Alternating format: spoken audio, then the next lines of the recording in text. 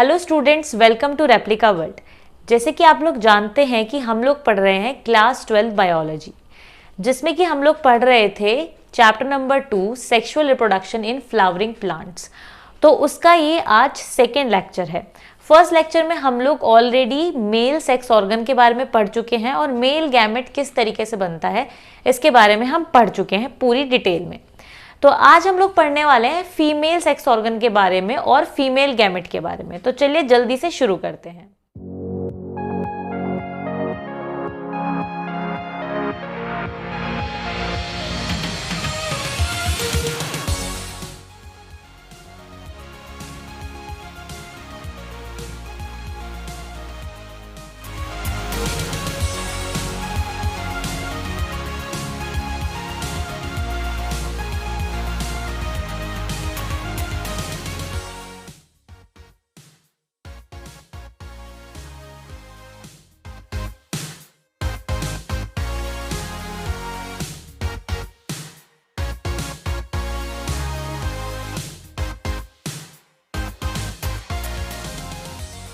तो female sex organ flower में कौन सा होता है, यानी इसको क्या बोला जाता है और उसमें क्या क्या स्ट्रक्चर्स होते हैं और उसमें किस तरीके से फीमेल गैमेट बनता है, हम ये आज देखने वाले हैं।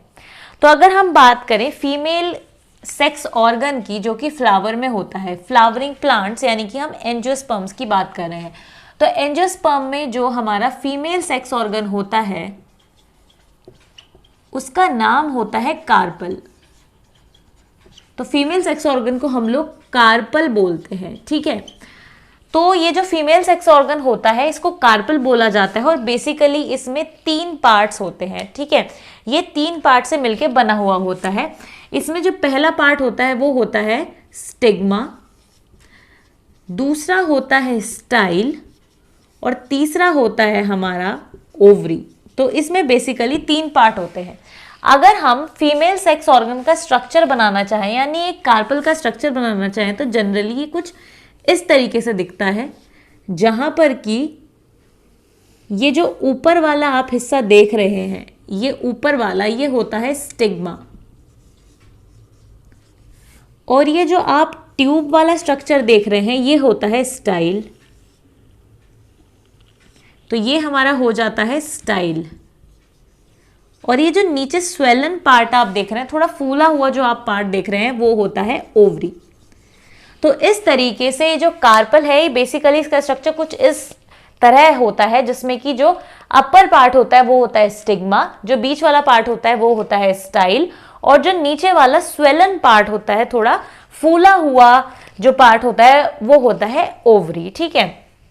अब हम ये भी देखेंगे कि स्टिग्मा, स्टाइल और ओवरी का क्या रोल होता है, पर वो हम आगे देखेंगे। उससे पहले एक इम्पॉर्टेंट टर्म है, एक इम्पॉर्टेंट चीज है जिसके बारे में जानना बहुत ज्यादा जरूरी है। तो एक टर्म आता है गाइनोशियम और दूसरा टर्म आता है पिस्टल, और एक टर्म होता है कार्पल। इनके बीच का डिफरेंस क्या है, ये क्या है और इनके बीच का डिफरेंस क्या है, या फिर ये एक ही है तीनों चीजें, हम ये देखते हैं। तो गाइनोशियम क्या होता है? गाइनोशियम होता है कलेक्शन ऑफ कार्पल, यानी जब हम कलेक्टिवली सभी कार्पल्स की बात कर रहे होते हैं तब वहां पर उनके लिए हम लोग गाइनोशियम टर्म का इस्तेमाल करते हैं। तो हम बोल सकते हैं एक तरीके से कलेक्टिवली कार्पल्स को बोला जाता है ये, ठीक है। Collectively carpels are called as gynoecium.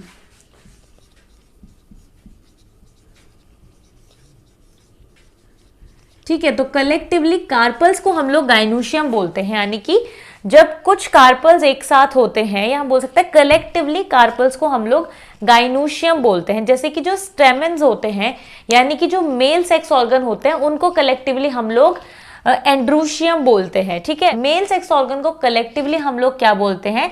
Androecium. और जो फीमेल सेक्स ऑर्गन है यानी कार्पल्स है, उनको कलेक्टिवली हम लोग गाइनोशियम बोलते हैं। अब कार्पल का हमें पता है कि फीमेल सेक्स ऑर्गन को हम लोग कार्पल बोलते हैं, राइट। तो फीमेल सेक्स ऑर्गन को हम लोग कार्पल बोलते हैं। तो अब बात आती है पिस्टल किसको बोलते हैं। तो कुछ स्टूडेंट्स ये बोलेंगे कि मैम पिस्टल तो कार्पल को ही बोलते हैं, ये इसका दूसरा नाम है, पर ऐसा नहीं है। अब पिछले वीडियोस में मैंने भी आपको ये चीज़ कही थी कि फीमेल सेक्स ऑर्गन को या तो आप कार्पल कह लो या पिस्टल कह लो, तो वो बात सही भी थी और वो पूरी तरीके से सही नहीं भी थी।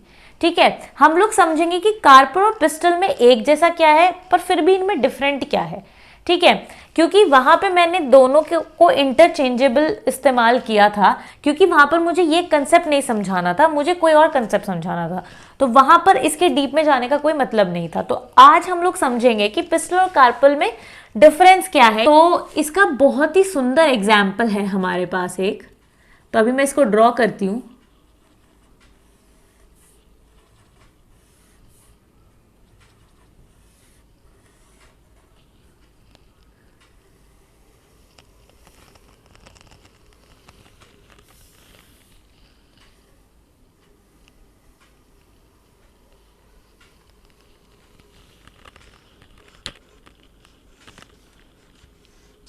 तो इसका सबसे सुंदर एग्जाम्पल हमारे पास ये है, ये एक पिस्टल है। ठीक है, ये एक पिस्टल है, हम इसको कार्पल नहीं बोल सकते, ये एक पिस्टल है। ठीक है, ये पिस्टल कैसे है हम ये देखते हैं। सबसे इंपॉर्टेंट बात मैं आपको बता दूं कि ये हिबिस्कस है। ठीक है, ये हिबिस्कस का पिस्टल है। हिबिस्कस क्या होता है? हिबिस्कस होता है गुड़हल, तो गुड़हल का पिस्टल है ये। ठीक है, तो पिस्टल कैसे है ये देखो, ये जो पिस्टल है ये बहुत सारे कार्पल से मिलके बना हुआ है। ठीक है, ये जो आप ओवरी देख रहे हैं ना, इसमें बहुत सारे कार्पल्स की ओवरी फ्यूज है। ठीक है, बहुत सारे कार्पल्स एक साथ आए हैं, एक साथ फ्यूज हुए हैं, तब जाके ये पूरा स्ट्रक्चर बना है और ये पिस्टल है, ये कार्पल नहीं है। ठीक है, तो ये हिबिस्कस का पिस्टल है जिसमें बहुत सारे कार्पल जुड़े हुए हैं। तो ओवरी जो है, ओवरी बहुत सारी ओवरी से मिलके बनी हुई है, और स्टाइल भी जो है वो भी बहुत सारे स्टाइल से मिलके बना हुआ है। ठीक है, और ये है स्टिग्मास, तो यहां पर स्टिग्मा फ्री है। ठीक है, फ्री स्टिग्मा। तो बेसिकली ये जो आप पिस्टल देख रहे हैं ये मल्टी कार्पेलरी है। ठीक है, this is multi carpellary सिनकैर्पस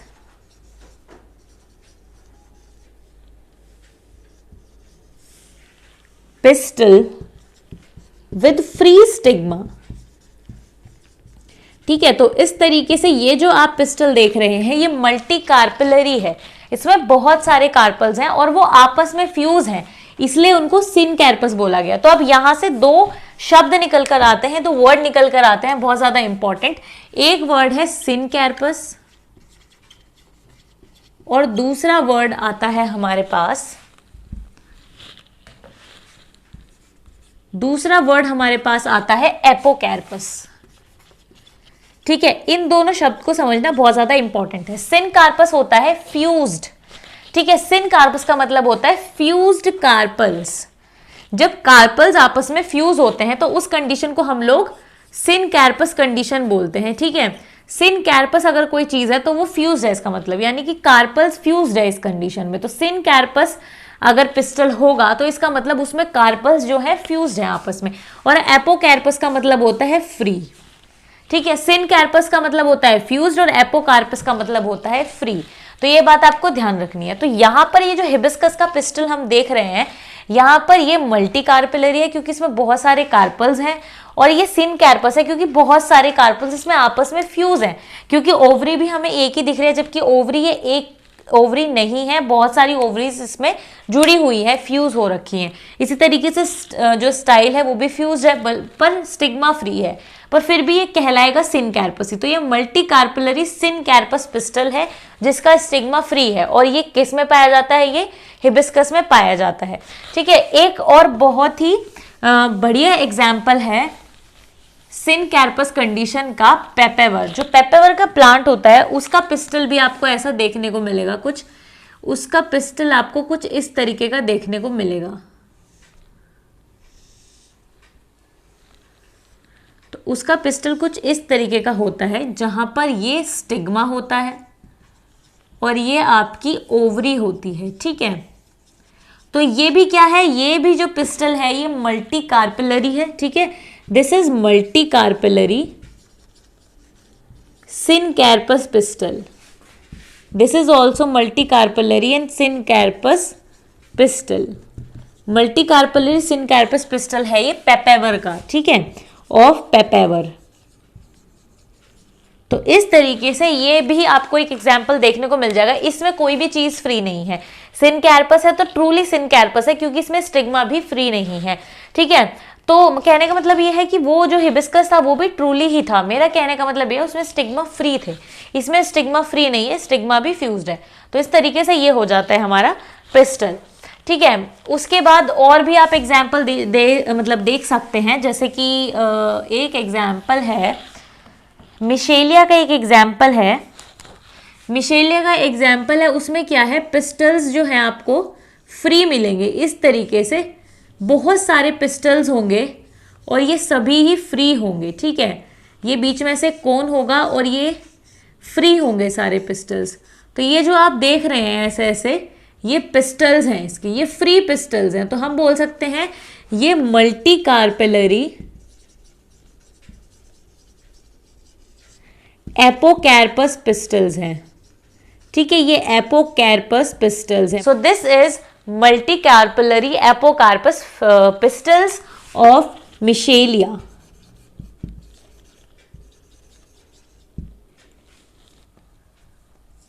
okay, so इस तरीके से ये मिशेलिया के हो जाते हैं मल्टी कार्पेलरी एपोकैर्पस पिस्टल। तो इस तरीके से ये तो बात हो जाती है हमारे पिस्टल की। अब हम लोग बात करते हैं कि कार्पल में जो 3 पार्ट्स होते हैं, स्टिग्मा, स्टाइल, ओवरी, उनका क्या यूज होता है, वो किस लिए होते हैं। तो जैसे कि हमें ये चीज पता है कि ये हमारा हो गया स्टिग्मा, ये हमारा हो गया स्टाइल और ये हमारी हो गई ओवरी, राइट। तो ये जो हमारा स्टिग्मा है इसका काम होता है, ये एक लैंडिंग प्लेटफॉर्म की तरह काम करता है। पोलन ग्रेन्स आते हैं और इस पर आकर लैंड कर जाते हैं।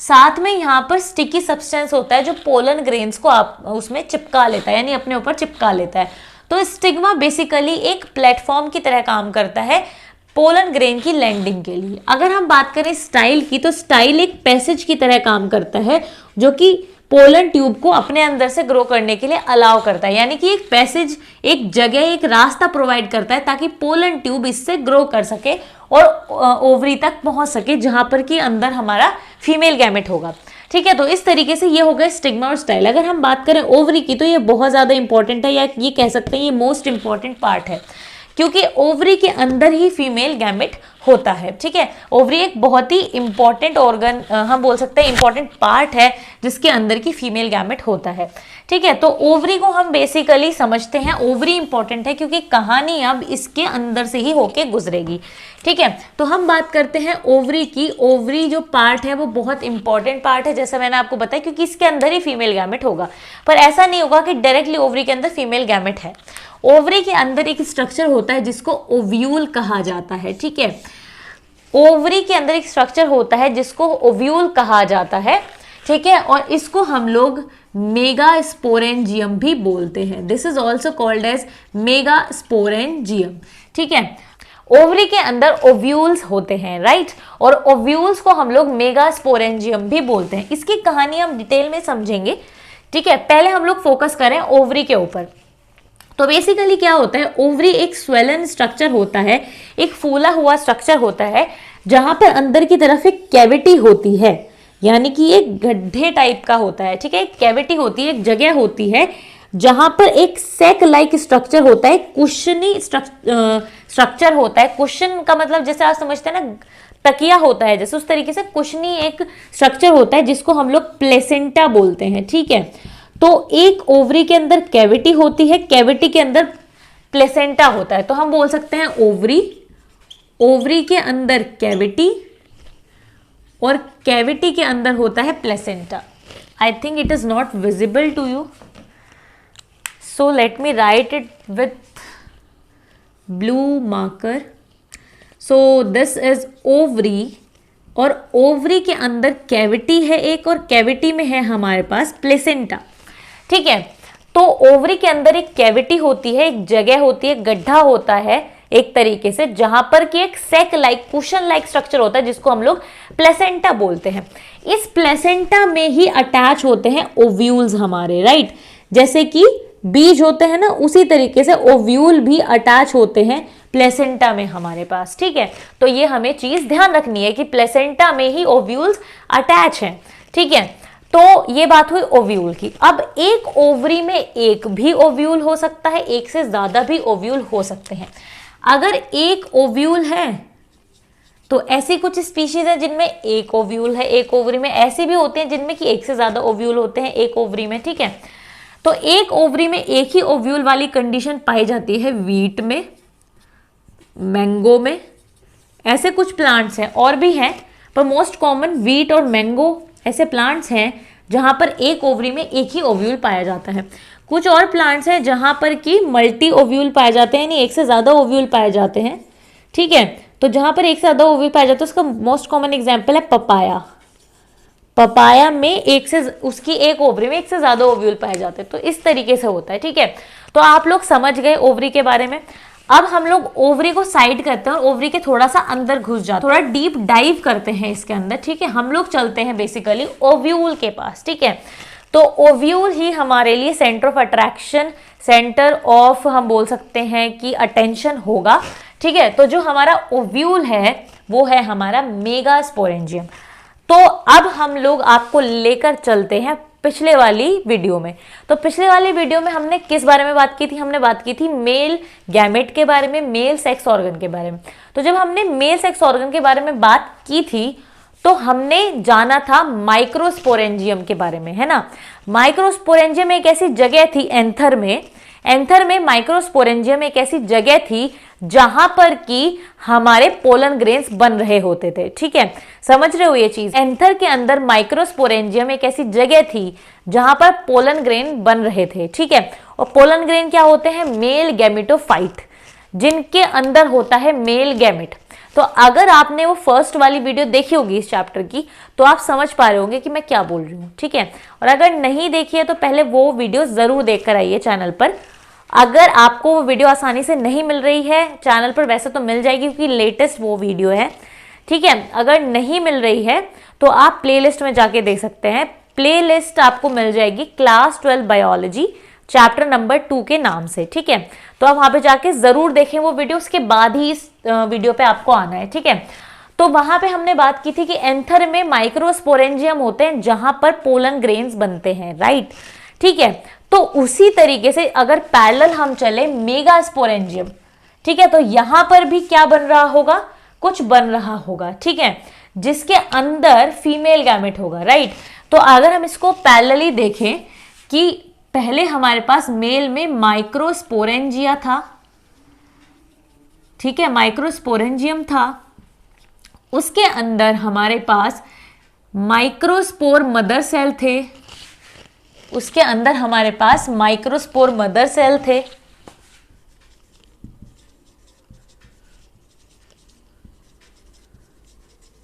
जिससे बने थे हमारे माइक्रोस्पोर्स, जिससे फिर हमारे पास पोलन ग्रेन आए थे, ठीक है। और पोलन ग्रेन के अंदर हमारे पास मेल गैमेट थे, ठीक है। तो ये चीज थी, यानी कि माइक्रोस्पोरेंजियम एक जगह थी एंथर में, ठीक है। उस माइक्रोस्पोरेंजियम में माइक्रोस्पोर मदर सेल थे जिनसे माइक्रोस्पोर्स बने थे और फिर माइक्रोस्पोर्स डेवलप हो गए थे पोलन ग्रेन में और पोलन ग्रेन के अंदर थे मेल गैमेट्स, यानी पोलन ग्रेन के अंदर बने थे मेल गैमेट्स। तो हमारा सीक्वेंस ये था, ठीक है। ये हमने बहुत क्लियरली बहुत डिटेल में पढ़ा है पिछले वाली वीडियो में। तो इसके पैरेलली हम ये भी देखेंगे मेगास्पोरेंजियम एक ऐसी जगह होगी जहां पर कि हमारा मेगास्पोर मदर सेल होगा, है ना। तो मेगास्पोर यानी ओव्यूल एक ऐसी जगह होगी जहां पर हमारे पास मेगास्पोर मदर सेल होगा,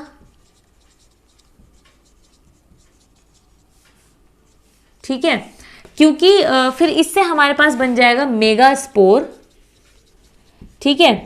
अब देखो पोलन ग्रेन को हम लोग बोलते हैं मेल गैमेटोफाइट, ठीक है, मेल गैमेटोफाइट। तो ये ध्यान रखना है, इसको हम लोग बोलते हैं मेल गैमेटोफाइट। तो मेगास्पोर माइक्रोस्पोर से बना मेल गैमेटोफाइट, ठीक है। तो मेगास्पोर से बनेगा फीमेल गैमेटोफाइट। बिल्कुल सेम ही है, बस मेगा और माइक्रो का डिफरेंस है, राइट। तो यहाँ पे क्या बन जाएगा? Female gametophyte. और फीमेल गैमेटोफाइट से फिर हमारा बन जाएगा, यानी उसके अंदर बनेगा, फीमेल गैमेटोफाइट के अंदर बनेगा female gamete. It is simple, ठीक है, तो कंपेयर अगर आप लोग करके देखेंगे तो आपको ज्यादा आसानी से ये आप याद कर पाएंगे, समझ पाएंगे इस चीज को। ठीक है, तो आप इसको कंपेयर कर सकते हैं आराम से। तो इस तरीके से क्रोनोलॉजी होगी। तो आज बेसिकली हम लोग ये सारा कुछ पढ़ लेंगे कि फीमेल गैमेट तक ये कैसे बनता है। ठीक है, तो ये हमारा सीक्वेंस होता है। तो बेसिकली ये जो सारी चीजें होती हैं, जहां पर मेगास्पोर मदर सेल होता है, उससे मेगास्पोर बनता है, उससे फीमेल गैमेटोफाइट बनता है, उससे फीमेल गैमेट बनता है, मतलब उसके अंदर फीमेल गैमेट बनता है, ये सब कुछ ओव्यूल में चल रहा होता है। तो ovule is the place of prime importance, right. तो यहाँ पे हम लोग ओव्यूल के ऊपर फोकस करते हैं कि ओव्यूल कैसा दिखता है। भाई ओव्यूल किस चिड़िया का नाम है, ठीक है, ओव्यूल क्या है ये हम देखते हैं। तो ओव्यूल की अगर हम बात करें तो बेसिकली ओव्यूल कुछ ऐसा दिखता है कि वो बिल्कुल अंडे जैसा होता है, यानी कि वो ओवल होता है, राइट। वैसे तो ओव्यूल अलग अलग टाइप का होता है, उसके स्ट्रक्चर थोड़े अलग अलग टाइप के होते हैं, पर बेसिकली जो मतलब नॉर्मली जो पाया जाता है वो एनेट्रोपस ओव्यूल पाया जाता है। ठीक है, तो जब हम स्ट्रक्चर पढ़ते हैं ओव्यूल का तो ज्यादातर बुक्स में आपको एनेट्रोपस ओव्यूल ही देखने को मिलेगा। बाकी टाइप के जो ओव्यूल हैं वो भी सेम ही होते हैं। ठीक है, उसमें पार्ट सेम होते हैं, सब कुछ अंदर सेम होता है, फंक्शनिंग भी सेम होती है, बट जिस एंगल से वो ट्विस्ट होते हैं, ठीक है, वो थोड़ा डिफरेंट होता है। इसलिए उनके एंगल की वजह से ही उनके जो नाम है थोड़े अलग हैं, उनकी जो पोजीशन है उसकी वजह से उनका स्ट्रक्चर अलग है, उनका नाम भी अलग है, बाकी और कोई डिफरेंस नहीं है। तो बेसिकली हम लोग एनेट्रोपस ओव्यूल को ही देखते हैं, ज्यादातर स्टडी भी उसको ही करते हैं वैसे तो, क्योंकि सेम ही होता है सब कुछ। ठीक है, तो जो हम अब ओव्यूल यहाँ पे ड्रॉ करने वाली हूँ मैं, वो एक एनेट्रोपस ओव्यूल है। बाकी जो और टाइप के ओव्यूल होते हैं सेम ही होते हैं स्ट्रक्चर में, सेल्स भी उनके सेम ही होते हैं। ठीक है, बट थोड़ा ओरिएंटेशन में डिफरेंस होता है उनकी, तो इसलिए हम इसमें एनेट्रोपस ओव्यूल देखेंगे। तो इसको बेसिकली आप ओव्यूल भी कह सकते हैं। अगर ओव्यूल का डायग्राम आता है तो ओव्यूल का डायग्राम आपको वो ही बना के आना है। वैसे दूसरा भी आप चाहे तो दूसरा भी बना सकते हैं, पर टीचर यही एक्सपेक्ट करेगा क्योंकि ज़्यादातर वो ही बनाया जाता है कि आप एनेट्रोपस ही बना दें। ठीक है, कई बार नाम से भी आ जाता है कि एनेट्रोपस बना दो, नाम से अगर आएगा तो हमेशा एनेट्रोपस ही आएगा अनटिल अनलेस टाइप्स ना पूछे गए हो। कई बार क्वेश्चन ऐसे आ जाता है टाइप्स ऑफ ओव्यूल्स बताओ और उनके डायग्राम बनाओ, तो उसमें आपको सारे ओव्यूल्स के टाइप बताने पड़ेंगे, उसके डायग्राम बनाने पड़ेंगे। पर अगर सिर्फ एक ओव्यूल पे क्वेश्चन आता है कि ओव्यूल क्या होता है उसका डायग्राम बनाओ, तो एनेट्रोपस ही बना के आना है आपको। ठीक है, तो हम लोग स्ट्रक्चर बनाते हैं इसका, देर ना करते हुए बिल्कुल। जैसे ओव्यूल का मैंने बताया कि ये बिल्कुल अंडा आकार होता है, यानी कि ओव्यूल होता है मतलब ओवल होता है। ठीक है, तो ये बिल्कुल ओवल होता है, अंडा आकार होता है और ज्यादातर व्हाइटिश कलर का होता है। ठीक है, इसके ऊपर क्या होता है, कुछ लेयर्स प्रेजेंट होते हैं, हम कह सकते हैं कुछ कवरिंग जैसी प्रेजेंट होती हैं। ठीक है, तो जब तक मैं इसको ड्रॉ कर रही हूँ आप बोर ना हो, इसलिए आप कुछ भी कर सकते हैं जो आपका मन है, तब तक मैं इसको ड्रॉ कर रही हूँ। ठीक है, तो क्योंकि मैं तो आपका एंटरटेनमेंट नहीं कर सकती, मैं कैसे करूँ। ठीक है, तो हम लोग क्या करेंगे इसमें, हाँ, तो ये हमारा बन जाता है। ठीक है, उसके बाद फिर ये हमारा आ जाता है यहाँ पर फ्यूनिका। तो इस तरीके से ये हमारा बेसिकली ओव्यूल का डायग्राम है। ठीक है, तो इस तरीके से ये जो हमारा अंदर का पोर्शन है, ठीक है, ये नॉर्मली पेरेनकाइमेटस होता है। नॉर्मली नहीं, हम कहेंगे हमेशा ही पेरेनकाइमेटस होता है, यानी पेरेनकाइमा सेल्स होते हैं इसके अंदर। तो ये जो पेरेनकाइमेटस पोर्शन है बीच वाला, इसको हम लोग बोलते हैं न्यूसेलस। ठीक है, न्यूसेलस इसको बोलते हैं, ये याद रखना है आपको, इसको हम लोग न्यूसेलस बोलते हैं। ठीक है, और ये जो बाहर वाले पोर्शन है, ये जो दो चीजें हैं ना, ये तो अंदर का पोर्शन हो गया, इसको हमने बोला न्यूसेलस। ये जो बाहर की दो चीजें, इनको हम लोग बोलते हैं इंटीग्यूमेंट्स, राइट, इनको बोलते हैं इंटीग्यूमेंट्स। तो ये जो बाहर वाली है इसको बोलेंगे आउटर इंटीग्यूमेंट, जो अंदर वाली है उसको हम लोग बोलेंगे इनर इंटीग्यूमेंट। ठीक है, इसको बोलेंगे आउटर इंटीग्यूमेंट, इसको बोलेंगे इनर इंटीग्यूमेंट। ठीक है, तो ये इंटीग्यूमेंट्स हमारे हो जाते हैं। ये जो स्टॉक आप देख रहे हैं ये है फ्यूनिकल। ठीक है, ये है हमारे फ्यूनिकल, ये स्टॉक है जिससे कि अटैच रहता है ये प्लेसेंटा से। ठीक है, तो ये हमारा हो जाता है फ्यूनिकल। ठीक है, ये हमारा हो जाता है इंटीग्यूमेंट, ये हो जाता है हमारा न्यूसेलस। ठीक है, तो ये चीज आप समझ गए। ये जो फ्यूनिकल है, ये जो स्टॉक है, ये ओव्यूल की बॉडी से जिस जगह से अटैच रहता है उसको हम लोग बोलते हैं हीलियम। उस पॉइंट को हम लोग बोलते हैं हीलियम। ठीक है, हीलियम नहीं है, ये हीलियम, राइट, ये गैस नहीं है, ठीक है। तो ये है हमारी ये है हमारा हीलियम, एक पॉइंट है ये, ठीक है। ये जो पोर्शन है इसको हम लोग बोलते हैं चलाजा। चला जा नहीं है, चला जा, हम किसी को भेज नहीं रहे हैं कहीं पे, ये चला जा है, ठीक है, चला जा। और ये जो पोल है, क्योंकि हमें पता है अर्थ है जो हमारा वो भी अंडा आकार है, तो उसके दो पोल्स हैं, नॉर्थ पोल और साउथ पोल, ठीक है। उसी तरीके से चलाजा पर जो पोल है वो है चलाजल पोल, राइट। तो ये जो पोल है यहां पर ये है चलाजल पोल, ओके। अब ये जो इंटीग्यूमेंट्स हैं इन्होंने पूरे ओव्यूल को कवर किया हुआ है, पर एक जगह को छोड़ा हुआ है। ये जो जगह है यहाँ पे इसको बोलते हैं माइक्रोपाइल, और ये जो माइक्रोपाइल का पोल है इसको बोलते हैं माइक्रोपाइलर पोल, ठीक है। ये जो पोल है इसको बोलते हैं माइक्रोपाइलर पोल, ठीक है। ये हो जाता है हमारा माइक्रोपाइलर पोल। अब इसके बीच में हमारे पास फीमेल गैमेटोफाइट है, ये हमारा क्या है, मेगास्पोरेंजियम। ओव्यूल क्या है हमारा, मेगास्पोरेंजियम। इस मेगास्पोरेंजियम के अंदर है हमारा फीमेल गैमेटोफाइट, इस मेगास्पोरेंजियम के अंदर है हमारा फीमेल गैमेटोफाइट, ठीक है। इसके अंदर होता है फीमेल गैमेटोफाइट, फीमेल गैमेटोफाइट। अब ये जो फीमेल गैमेटोफाइट है ओव्यूल के अंदर, इसका नाम क्या होता है। फीमेल गैमेटोफाइट तो है, नाम क्या है इसका। जैसे मेल गैमेटोफाइट का नाम था पोलन ग्रेन, उसी तरीके से फीमेल गैमेटोफाइट का नाम क्या है और इसके अंदर क्या क्या होता है, तो ये चीज हम अभी रिवील नहीं करेंगे, ठीक है। इस पे से पर्दा थोड़ी देर बाद उठेगा, ठीक है। जब हम इस चीज को समझ लेंगे ना ओव्यूल को, उसके बाद फिर इसकी जो आइडेंटिटी है वो रिवील होगी कि फीमेल गैमेटोफाइट क्या होता है, ठीक है। तो जब तक के लिए आपको करना पड़ेगा इंतजार, और तब तक हमें समझना पड़ेगा ओव्यूल को, ठीक है। तो इस तरीके से ओव्यूल को आप इतना तो समझ गए, ये जो स्ट्रक्चर है ओव्यूल का, ठीक है। तो बेसिकली जो इंपॉर्टेंट चीजें हैं ओव्यूल में, जो पार्ट्स हैं वो मैं बना चुकी हूं, ठीक है। पर अब हम लोग थोड़ा सा ओव्यूल के बारे में समझते हैं कि ओव्यूल में किस चीज का क्या इंपॉर्टेंस होता है, उसके बाद फिर हम फीमेल गैमेटोफाइट पे चलेंगे, ठीक है। तो देखो ये जो हमारा ओव्यूल है ये बेसिकली मेगास्पोरेंजियम है, ठीक है। तो मेगास्पोरेंजियम जो ये है इसके अंदर फीमेल गैमेट्स बनते हैं, ठीक है। तो बेसिकली ओव्यूल के अंदर फीमेल गैमेटोफाइट होता है जिसके अंदर फीमेल गैमेट्स बनते हैं। तो अब इसमें जो जो चीजें हैं उनकी इंपॉर्टेंस देखते हैं। जो हमारा न्यूसिलस है वो पैरेन्काइमेटस सेल से मिलकर बना हुआ है, यानी यहाँ पर पूरे बीच में पैरेन्काइमेटस सेल्स होते हैं, ठीक है। अब पैरेन्काइमेटस सेल्स जो होते हैं बेसिकली उनका काम क्या होता है, वो न्यूट्रिशन प्रोवाइड करते हैं, ठीक है। न्यूट्रिशन प्रोवाइड करते हैं, न्यूट्रिशन को स्टोर करते हैं ताकि वो क्या कर सके, नरिश कर सके ओव्यूल को, और एम्ब्रियो सैक को भी न्यूट्रिएंट्स प्रोवाइड कर सके, क्योंकि इसके अंदर ही फीमेल गैमेट होता है, ठीक है। इस तरीके से बाकी अगर हम बात करें इंटीग्यूमेंट्स की, तो इंटीग्यूमेंट्स एक तरीके से पूरे इन्होंने ओव्यूल को कवर किया हुआ है। तो इनका बेसिकली काम होता है प्रोटेक्ट करने का, ठीक है। इनका काम होता है ओव्यूल को प्रोटेक्ट करने का। फ्यूनिकल जो है वो एक स्टॉक की तरह काम करता है, ये अटैचमेंट करवाता है ओव्यूल का, ठीक है। बीच में जो आप देख रहे हैं ये है हमारा फीमेल गैमेटोफाइट। तो फीमेल गैमेटोफाइट में ही वो प्रोसेस होती है जहां पर कि फिर हमारा जो फीमेल गैमेट है वो बनता है।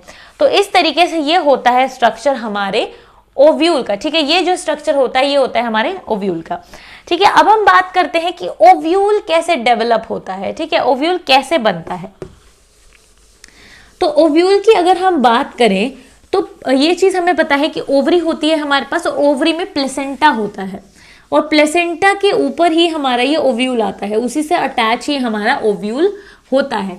तो अभी किस तरीके से डेवलप होता है, डेवलप ये कुछ इस तरीके से होता है कि सबसे पहले जैसे कि मान लीजिए हमारा ये प्लेसेंटा है, वैसे प्लेसेंटा अलग अलग शेप का होता है, ठीक है। सर्कुलर होता है, उसमें ऐसे करके ओव्यूल्स लगे हुए होते हैं, ऐसा भी होता है, ठीक है।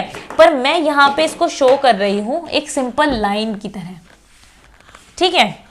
तो यहाँ पे जैसे मान लीजिए ये हमारा प्लेसेंटा है, तो प्लेसेंटा में सबसे पहले क्या होता है, एक सेल्स के पैच की तरह अपीयर होता है ओव्यूल, यानी कि सेल्स का प्राइमोर्डिया होता है, यानी मेरिस्टेमेटिक सेल्स होते हैं, ठीक है, मेरिस्टेमेटिक प्राइमोर्डिया होता है। प्राइमोर्डिया का मतलब एक ही तरीके के सेल्स होते हैं, कुछ सेल्स होते हैं बस, तो कुछ सेल्स के ग्रुप के तौर पर ये आता है, ये मेरिस्टेमेटिक सेल्स होते हैं बेसिकली, ठीक है। और फिर ये सेल्स होते हैं, ये डिवाइड करते रहते हैं और फिर ये ग्रो कर जाते हैं धीरे धीरे।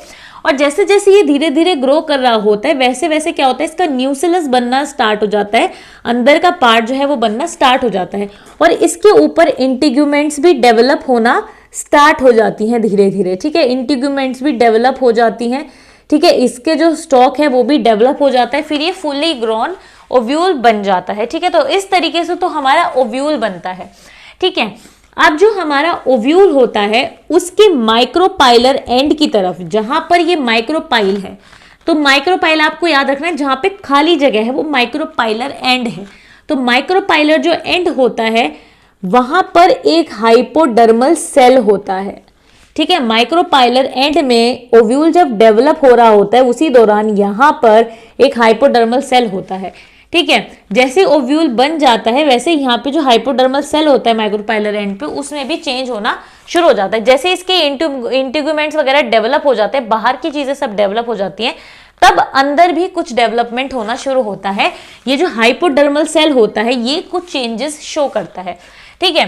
तो जो न्यूक्लियस होता है यानी जो अंदर का पार्ट होता है ओव्यूल का, उसमें बहुत सारे सेल्स होते हैं जो बेसिकली एक जैसे होते हैं, बट ये जो हाइपोडर्मल हमारा सेल होता है ये थोड़ा अलग होता है, ये थोड़ा बड़े साइज का होता है, इसमें साइटोप्लाज्म ज्यादा होता है, ठीक है। ये थोड़ा प्रोमिनेंट टाइप का सेल होता है, बड़ा सेल होता है, इसमें साइटोप्लाज्म और कंटेंट भी इसमें ज्यादा होता है।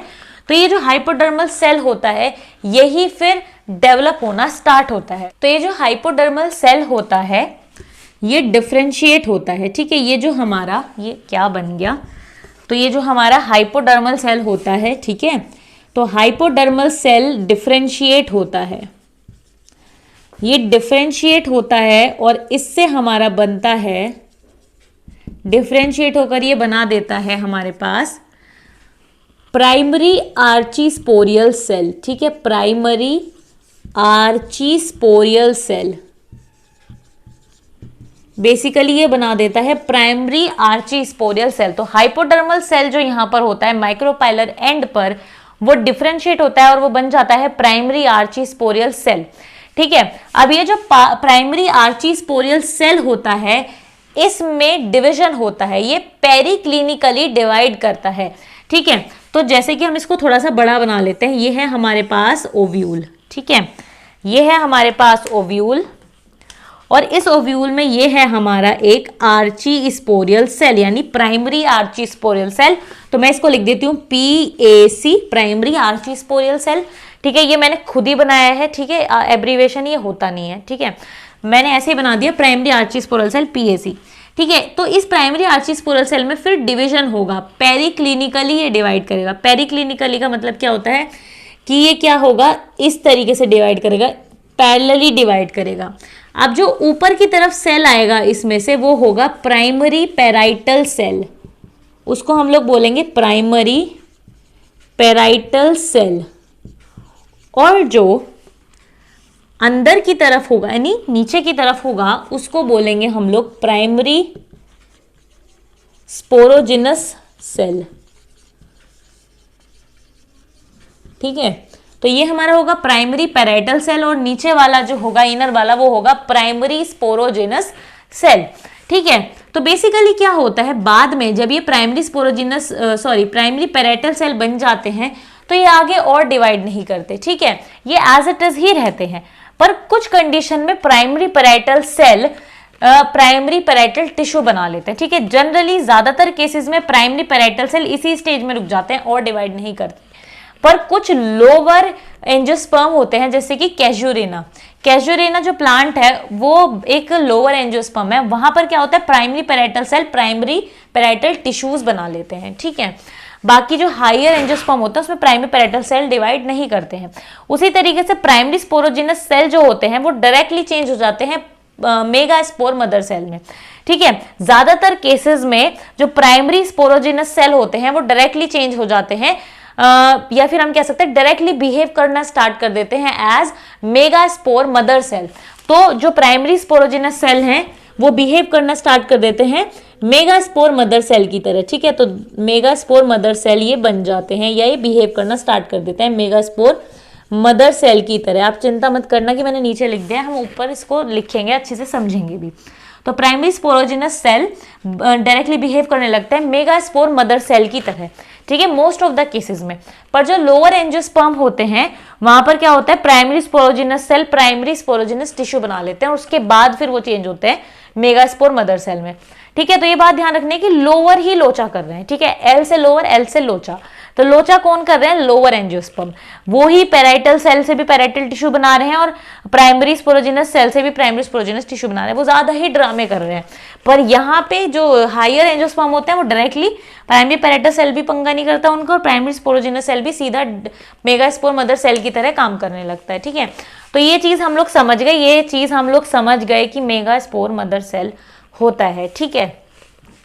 अब हम लोग वही बात करते हैं आगे की, ठीक है। तो हम लोगों ने अब तक क्या चीज सीख ली है, हम लोगों ने अभी तक ये चीज सीख ली है कि ओव्यूल क्या होता है, ठीक है, ओव्यूल के अंदर कैसे बनते हैं मेगास्पोर मदर सेल, ये भी चीज हम लोगों ने सीख ली है, ठीक है। तो मेगास्पोर मदर सेल हम लोगों ने सीख लिया है, बिल्कुल, ठीक है। तो हम स्टेज पर है मेगास्पोर मदर सेल।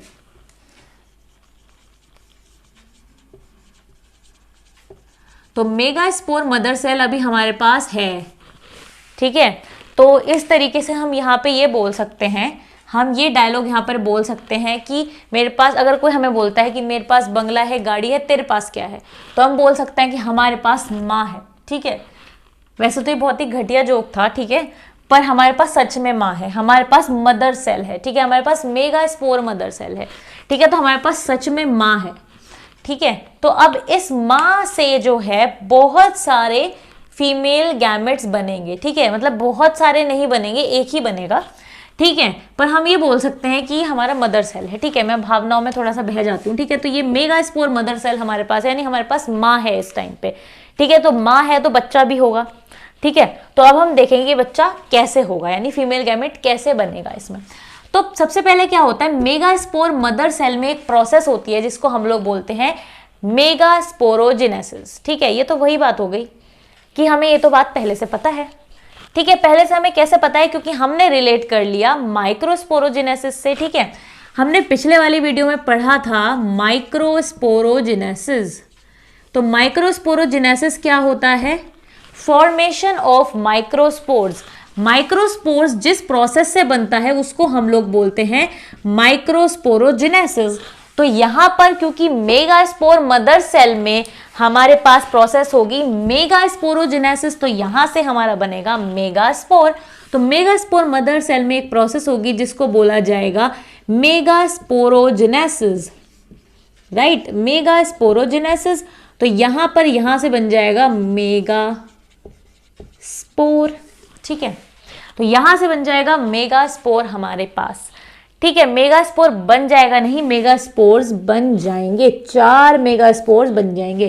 कैसे बनेंगे चिंता करने की जरूरत नहीं है, हम समझेंगे मेगास्पोरोजेनेसिस को, ठीक है। स्पोरोजेनेसिस का मतलब क्या होता है, स्पोर की जेनेसिस, स्पोर की फॉर्मेशन, और मेगा मतलब की फीमेल के बारे में हम लोग बात कर रहे हैं। तो फीमेल स्पोर जो होते हैं, मेगास्पोर जो होते हैं, वो प्रोसेस से बनते हैं मेगास्पोरोजेनेसिस से। क्या होता है इस प्रोसेस में, जो हमारा मेगास्पोर मदर सेल है वो डिप्लॉइड है, ठीक है, it is a diploid cell, 2n है इसके पास क्रोमोसोम, ठीक है। ये एक डिप्लॉइड सेल है। अगर आपको नहीं पता है डिप्लॉइड क्या होता है तो इसके बारे में हम लोग पहले डिस्कस कर चुके हैं, पर फिर भी मैं बता देती हूँ। जिनके पास 2 सेट ऑफ क्रोमोसोम होते हैं उनको डिप्लॉइड बोलते हैं, और जिनके पास सिंगल सेट ऑफ क्रोमोसोम होते हैं उनको हैप्लॉइड बोलते हैं। फॉर एग्जाम्पल, जैसे हमारे पास 46 क्रोमोसोम है ह्यूमन बींग्स के पास, ठीक है, हमारे पास 46 क्रोमोसोम्स हैं। तो हमारे पास ऐसा नहीं है कि अलग अलग 46 क्रोमोसोम है, नहीं, हमारे पास बेसिकली 23 क्रोमोसोम्स हैं, 23 क्रोमोसोम है। जैसे कि क्रोमोसोम नंबर 1 है, 2 है, 3 है, 4 है, डॉट डॉट 23rd क्रोमोसोम, यानी first chromosome, second chromosome, third, fourth, dot dot 23, ऐसे 23 क्रोमोसोम है जो कि मतलब कि डिस्टिंक्ट है, अलग अलग है, मतलब एक दूसरे से कई महीनों में, ठीक है। तो इस तरीके से ये जो है हमारे पास 23 क्रोमोसोम्स हैं, और इन्हीं 23 क्रोमोसोम की एक एक कॉपीज अवेलेबल हैं। एक फर्स्ट की कॉपी है, एक दूसरे की कॉपी है, एक तीसरे कॉपी, इस तरीके से 23 की भी एक कॉपी है, 23rd की भी।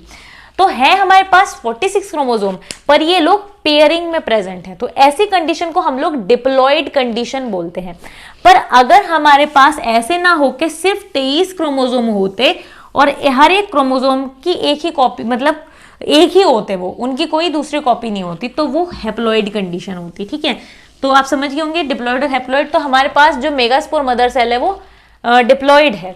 ठीक है, तो अब इसमें क्या होगा, मेगास्पोरोजेनेसिस होगी, और बेसिकली मेगास्पोरोजेनेसिस में मियोसिस होती है, मियोसिस प्रोसेस होती है, मियोसिस डिवीजन होता है। मियोसिस को हम लोग रिडक्शन डिवीजन भी बोलते हैं। और यहाँ से हमारे पास 4 मेगास्पोर हमें मिल जाएंगे, विल गेट 4 मेगास्पोर्स। हमारे पास यहाँ पर 4 मेगास्पोर्स मिल जाएंगे इससे हमें, यहाँ पर ये हमारे पास 4 मेगास्पोर्स इससे मिल जाएंगे जो कि हैप्लॉइड होंगे।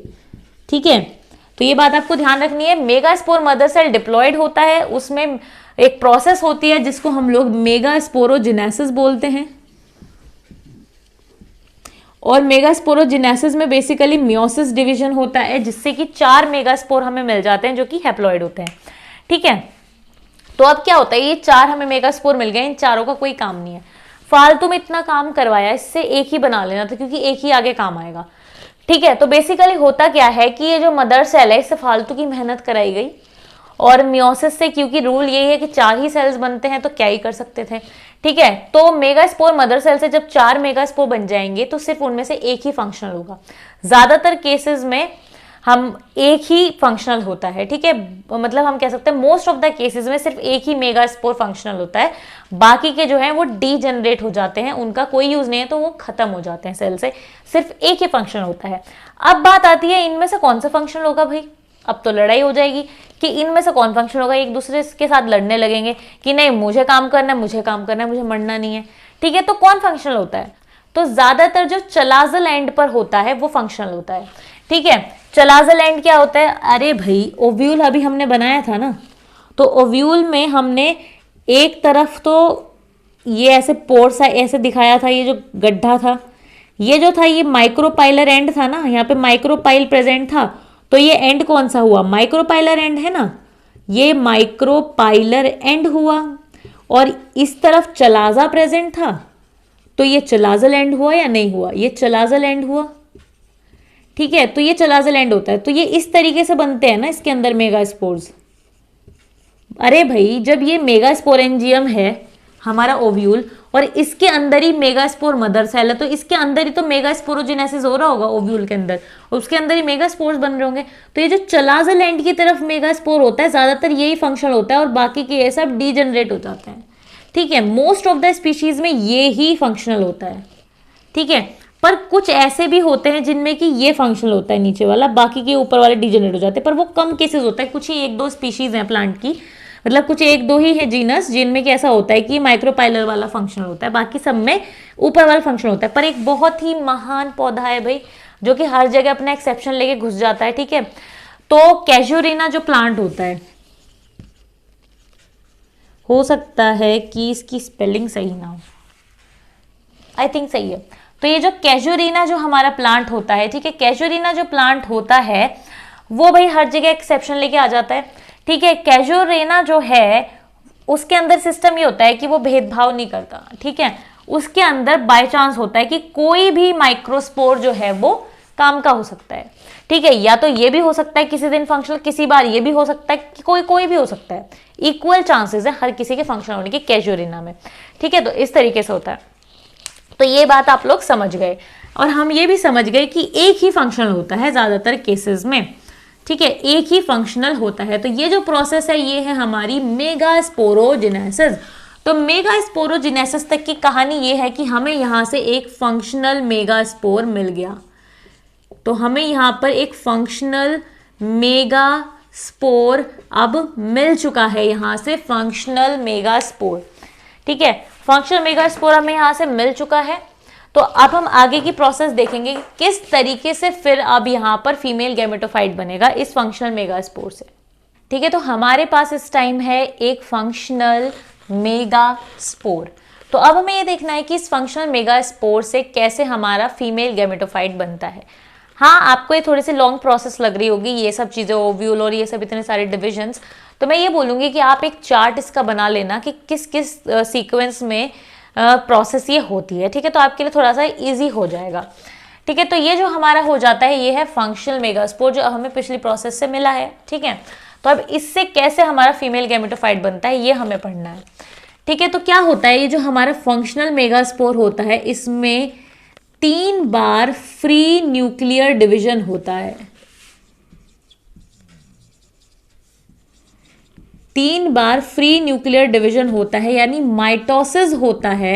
और उस माइटोसिस में, ठीक है, न्यूक्लियस डिवाइड होता है खाली, ठीक है, यानी फ्री न्यूक्लियर डिवीजन होता है, माइटोसिस होता है और उसमें सिर्फ न्यूक्लियस डिवाइड होता है, ठीक है। इसलिए हम इसको क्या बोल रहे हैं, फ्री न्यूक्लियर डिवीजन।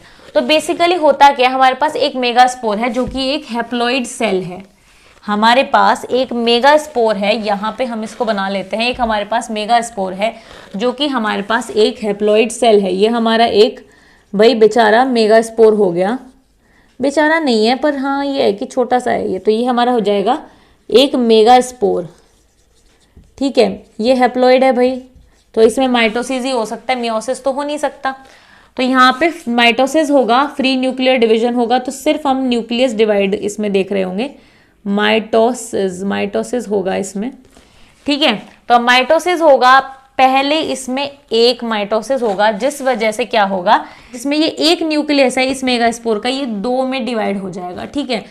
तो ये हमारा एक मेगास्पोर हो गया, ठीक है। ये जो मेगास्पोर है इसमें क्या होगा, माइटोसिस होगा, जिस वजह से इसका जो न्यूक्लियस है वो 2 में डिवाइड हो जाएगा।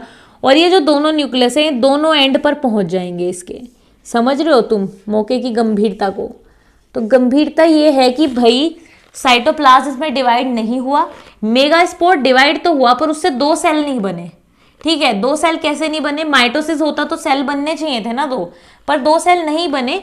क्या हुआ, सिर्फ और सिर्फ न्यूक्लियस का डिवीजन हुआ, ठीक है, सिर्फ न्यूक्लियस का डिवीजन हुआ और न्यूक्लियस 2 बन गए, यानी कि न्यूक्लियस 2 में डिवाइड हो गए, पर साइटोप्लाज्म डिवाइड नहीं हुआ, इसलिए सेल 2 नहीं बने। सेल एक ही है पर न्यूक्लियस 2 हो चुके हैं। और ये जो 2 न्यूक्लियस है ये एंड पर माइग्रेट कर जाएंगे, एक इस एंड पर एक दूसरे एंड पर। अब यहां पर हर एक एंड पर 2 बार माइटोसिस होगा, अब ठीक है, दोनों एंड्स पर 2 बार माइटोसिस होगा, जिस वजह से क्या होगा, पहली बार माइटोसिस होगा तो ये 2 में बदल जाएगा, दूसरी बार माइटोसिस होगा तो ये 2 और बना देगा, ठीक है। तो यहां पर 4 हो जाएंगे। उसी तरीके से यहां पर भी 2 बार माइटोसिस होगा और ये भी 4 बन जाएंगे, समझ रहे हो। तो ये 4 हो जाएंगे, 4 इस एंड पर और 4 इस एंड पर। अब क्या होगा, यहां पर 4 हो गए, यहां पर 4 हो गए, तो इनमें से जो एक एक होगा न्यूक्लियस वो सेंटर की तरफ माइग्रेट करना स्टार्ट कर देगा।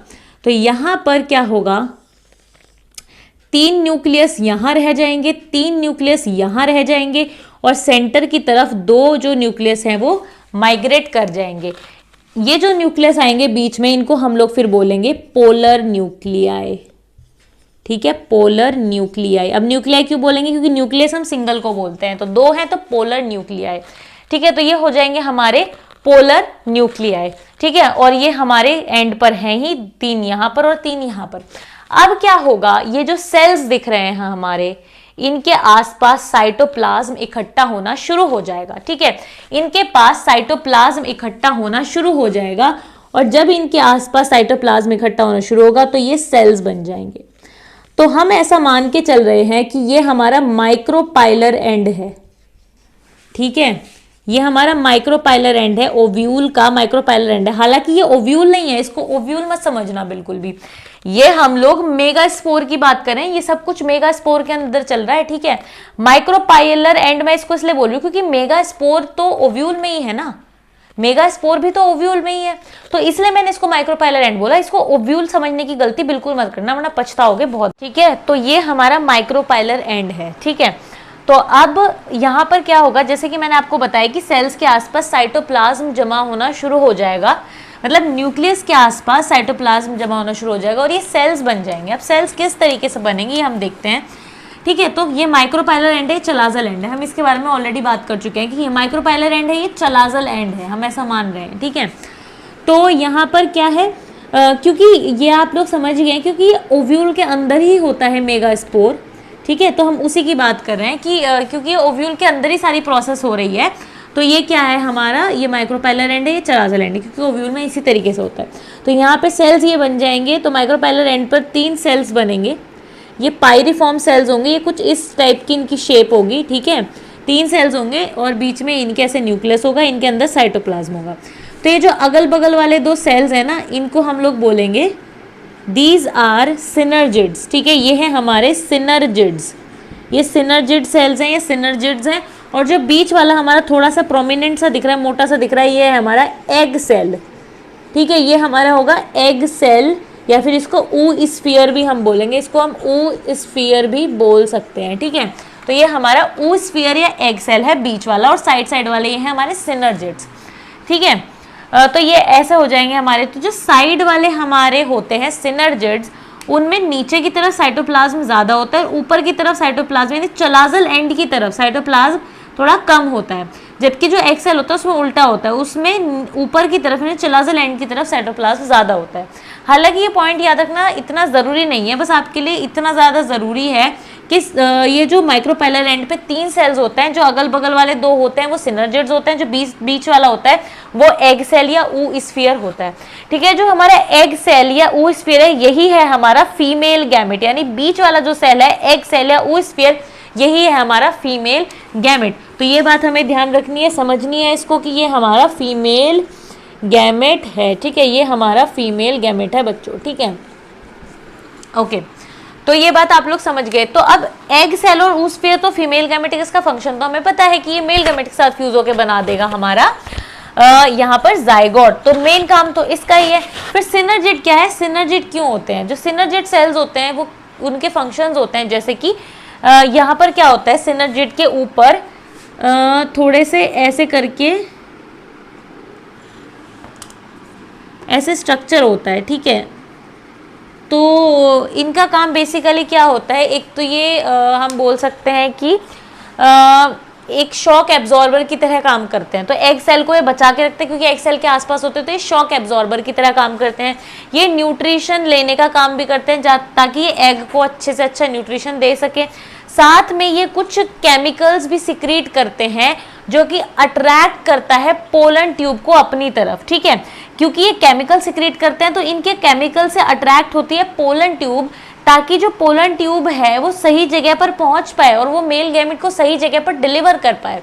इसलिए कई बार ये क्या होता है कि ये पोलन ट्यूब को एक तरीके से बोल सकते हैं कि डायरेक्शन प्रोवाइड कर रही है ना, तो ये इसके कुछ काम होते हैं सिनर्जिड सेल्स के, ठीक है। ये बात आप लोग समझ गए, ठीक है। अब क्या होता है, सेंटर में 2 जो न्यूक्लियस थे हमारे पास, है ना, सेंटर में जो ये 2 न्यूक्लियस थे, पोलर न्यूक्लियस, ये एक ही सेल बना लेते हैं, यानी ये 2 न्यूक्लियस एक ही सेल में होते हैं, और फिर बाद में जाकर ये दोनों न्यूक्लियस आपस में फ्यूज कर जाते हैं।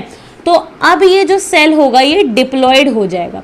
बाकी के जो सारे सेल हैं, यानी सिनर्जिड्स जो दोनों हैं वो दोनों हैप्लॉइड हैं, एग सेल जो है वो भी हैप्लॉइड है, पर जो बीच में ये हमारा पोलर न्यूक्लियाई था, इससे जो हमारा सेल बना सेंट्रल सेल, वो डिप्लॉयड हो जाएगा, क्योंकि उसके दोनों न्यूक्लियस फ्यूज कर जाएंगे आपस में, तो ये डिप्लॉयड हो जाएगा। तो ये जो हमारा सेंट्रल वाला होता है ये डिप्लॉयड हो जाता है, ठीक है। और ये जो सेल होता है ये आगे चल के हमारा क्या बनाता है, प्राइमरी एंडोस्पर्म सेल बनाता है ये, यानी ये इकलौता ऐसा सेल होता है इस अपरेटस में, इस पूरे स्ट्रक्चर में ये इकलौता ऐसा सेल होता है जो कि डिप्लॉयड होता है। बाकी सब हैप्लॉयड होते हैं, यही सिर्फ डिप्लॉयड होता है, और आगे चल के ये प्राइमरी एंडोस्पर्म सेल में बदल जाता है। किस में बदल जाता है, प्राइमरी एंडोस्पर्म सेल में बदल जाता है। इसको पढ़ेंगे हम कैसे बदलता है जब हम फर्टिलाइजेशन पढ़ेंगे, ठीक है। तो ये चीज़ हमें, ये सीन हमें समझ में आ गया। अब ऊपर की तरफ क्या होता है, ऊपर की तरफ भी 3 जो हैं हमारे सेल्स होते हैं। तो ये जो ऊपर की तरफ 3 सेल्स होते हैं ये एंटीपोडल्स होते हैं, ये होते हैं हमारे एंटीपोडल्स, ठीक है। These are antipodals. तो इनका काम क्या होता है भाई, जो एंटीपोडल्स होते हैं बेसिकली वेजिटेटिव सेल्स होते हैं, इनका कुछ खास काम नहीं होता, इनमें कुछ रिजर्व मटेरियल होते हैं, कुछ मटेरियल होते हैं, रिजर्व फूड होता है, ये उस फूड को लेते रहते हैं, और वेजिटेटिव सेल्स होते हैं, इनका एज सच कोई खास रोल नहीं होता है, ठीक है। जबकि अगर हम बीच वाले की बात करें ना, जो बीच वाला सेल है जो कि प्राइमरी एंडोस्पर्म सेल बनेगा, ये रिच इन न्यूट्रिएंट्स होता है, एक तरीके से न्यूट्रिएंट रिजर्व होता है, इसके अंदर बहुत सारे न्यूट्रिएंट्स होते हैं बहुत सारे स्टोर्ड फूड रहता है जो कि आगे चल के ये जो हमारा पूरा अपरेटस इसके काम आता है। यानी कि ये जो हमारा बीच वाला प्राइमरी एंडोस्पर्म सेल बनता है आगे चल के, ये जो बीच वाला सेल है, तो ये बेसिकली नरिशमेंट प्रोवाइड करने का काम करता है जाइगोट को और एम्ब्रियो को। ठीक है, ये जो फीमेल और मेल गैमेट जब फ्यूज कर जाएंगे उससे जो जाइगोट बनेगा, ठीक है, उसको नरिशमेंट प्रोवाइड करने का काम करता है ये वाला सेल जो बीच वाला है। ठीक है, क्योंकि इसमें बहुत सारे रिजर्व फूड होते हैं। ये चीज़ समझ गए आप? तो इस तरीके से ये होता है। तो अब देखो, हम लोग लेके चले थे मेगास्पोर को, और मेगास्पोर के अंदर फिर फ्री न्यूक्लियर डिविजन्स हुए, जिसे न्यूक्लियस 8 बन गए और फिर उससे सेल्स बन गए। ठीक है, तो बेसिकली मेगास्पोर से लेके चले थे। फिर ये जो अब अपरेटस बन गया लास्ट में, जिसके अंदर ये 7 सेल्स हैं और 8 न्यूक्लियस है, ये जो लास्ट में अपरेटस बन गया जिसके अंदर 7 सेल्स है, 7 सेल्स हैं बस, 3 ये और 1 ये, 7 सेल्स हैं और 8 न्यूक्लियस है ना। तो ये जो पूरा ये हमारा स्ट्रक्चर बन गया, ये है हमारा एम्ब्रियो सैक। इसको हम लोग बोलते हैं एम्ब्रियो सैक। ठीक है, तो यानी मेगास्पोर से डिवीजन हो के बन गया हमारा एम्ब्रियो सैक। ये हमारा है एम्ब्रियो सैक, और ये जो एम्ब्रियो सैक है यही होता है हमारा फीमेल गैमेटोफाइट। यही हमारा होता है फीमेल गैमेटोफाइट। तो ये जो हमारा फीमेल गैमेटोफाइट है भाई, फीमेल गैमेटोफाइट, इसके अंदर ही फीमेल गैमेट, और फीमेल गैमेट कौन सा है? Egg cell. समझे आप पूरी कहानी क्या है? पूरी कहानी यही है कि एम्ब्रियो सैक बन गया, एम्ब्रियो सैक है फीमेल गैमेटोफाइट, उसके अंदर है फीमेल गैमेट जो कि है एग सेल, जिसको oosphere भी बोल देते हैं। अब इस एग सेल से जब मेल गैमेट फ्यूज कर जाएगा तब जाके बनेगा जाइगोट। ठीक है, तो ये हमारा एक पूरा सीन हो जाता है, ये हमारा एक पूरा हो जाता है। ठीक है, अब देखो क्या है, ये पूरा समझ गए आप प्रोसेस। ठीक है, तो अब क्या होता है, बेसिकली एक मेगास्पोर से ही ये एम्ब्रियो सैक बन रहा है। तो इस तरीके के डेवलपमेंट को हम लोग क्या बोलते हैं? इस तरीके के डेवलपमेंट को हम लोग बोलते हैं मोनोस्पोरिक। ठीक है, जहां पर एक मेगास्पोर से एक एम्ब्रियो सैक बन गया।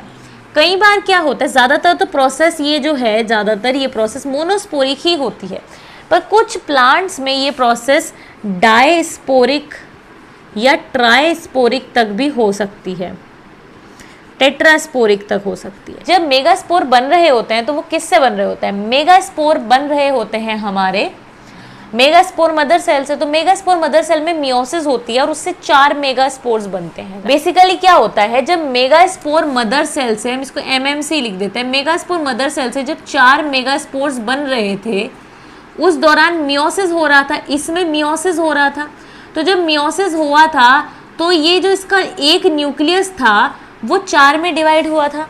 ठीक है, तो अगर मियोसिस के प्रोसेस के दौरान ही जब न्यूक्लियस 2 में डिवाइड हुआ था, ठीक है, उस दौरान ही अगर वो दोनों न्यूक्लियस ही इसमें पार्टिसिपेट करें, किस में? एम्ब्रियो सैक की फॉर्मेशन में, दोनों न्यूक्लियस ही मियोसिस फर्स्ट के दौरान, क्योंकि मियोसिस डिवीजन होता है तो मियोसिस फर्स्ट और मियोसिस सेकंड होता है, तो मियोसिस फर्स्ट के दौरान जब 2 न्यूक्लियस थे तब उस टाइम पे अगर एम्ब्रियो सैक का डेवलपमेंट होता उन दोनों न्यूक्लियस से, तो उस कंडीशन को हम लोग डाइस्पोरिक बोलते। ठीक है, और टेट्रास्पोरिक कौन सी होगी? जब ये मेगास्पोर मदर सेल से 4 न्यूक्लियस बन गए थे और उन चारों न्यूक्लियस में अगर पार्टिसिपेशन हो गया, यानी वो चारों न्यूक्लियस अगर पार्टिसिपेट करेंगे एम्ब्रियो सैक के बनने में, तो वो टेट्रास्पोरिक डेवलपमेंट होगा। मोनोस्पोरिक कौन सा होगा? जिसमें एक मेगास्पोर ने एम्ब्रियो सैक बनाया, जो कि हमने देखा। डायस्पोरिक कौन होगा? जिसमें 2 न्यूक्लियस पार्टिसिपेट करेंगे और 2 न्यूक्लियस से चल के फिर ये एम्ब्रियो सैक बनेगा। यहाँ पे तो एक ही न्यूक्लियस था, एक ही सेल था। ठीक है, और टेट्रास्पोरिक इसमें चारों न्यूक्लियस पार्टिसिपेट करेंगे। ज्यादातर कंडीशन मोनोस्पोरिक होती है। ठीक है, ये चीज आप लोग समझ गए। अब एक और इम्पोर्टेंट चीज ये है कि ये जो इस टाइप का हमारा एम्ब्रियो सैक होता है, जिसमें कि 8 न्यूक्लियस होता है, 7 सेल होता है, इसको पॉलीगोनम टाइप बोलते हैं। ठीक है, पॉलीगोनम टाइप इसको बोलते हैं।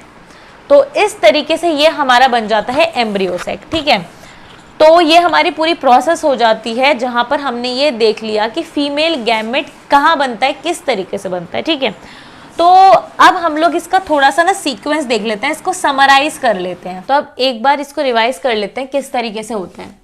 तो जैसे कि हमें पता था हमारे पास पहले ओवरी थी, ठीक है। और ओवरी क्या थी? ये फीमेल सेक्स ऑर्गन का एक पार्ट थी ओवरी, ठीक है। फीमेल सेक्स ऑर्गन का पार्ट थी ओवरी।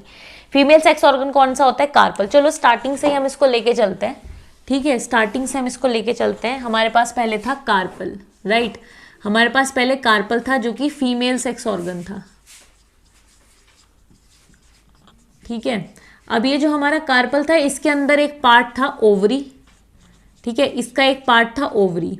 ओवरी के अंदर एक चीज थी ओव्यूल, जो कि हमारा क्या था?